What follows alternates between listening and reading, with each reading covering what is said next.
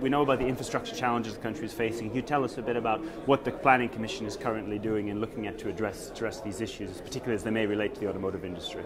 Yeah. So in terms of the automotive industry, we have come out, the government of India has come out with a national manufacturing promotion policy. It looks at promoting various industries, and automotive is a very important part of that, in clusters.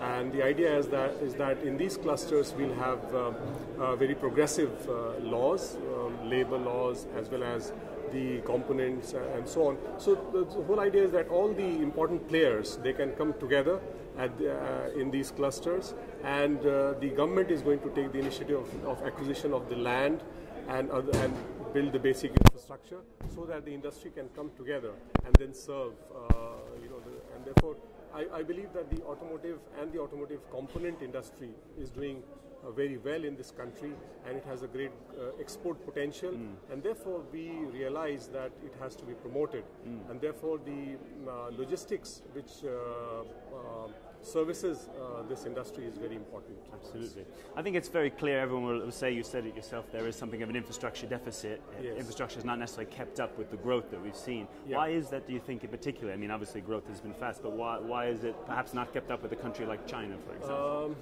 Well, I think infrastructure, I think there are two or three issues. But the major issue probably number one, which I would place as number one, is the financing.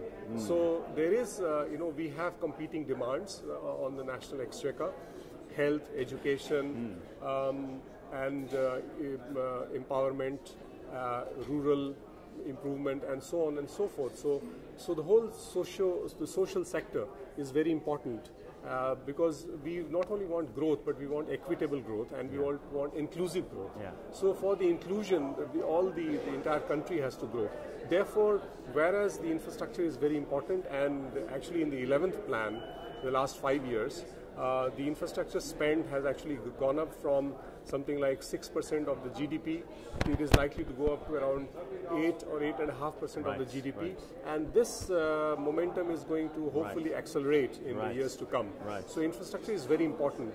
But financing of that is and we are looking at the private sector to supplement in a big way. We are looking at, for the next 5 years, as $1 trillion investment in the infrastructure, 50% of which should come from the private sector in our estimation. Absolutely. So this is absolutely important. The second thing why infrastructure hasn't grown at the same pace as China maybe are there are some inherent probably reforms which are required in the organizational setup and the coordination of the infrastructure, etc., which is a progressive thing. It is a continuous thing. It is not a one-shot thing. And therefore, as we go along, we address those concerns, and in the long term, I think it's a very important component of the overall growth story. Okay, fantastic. I really appreciate your time and for joining us today.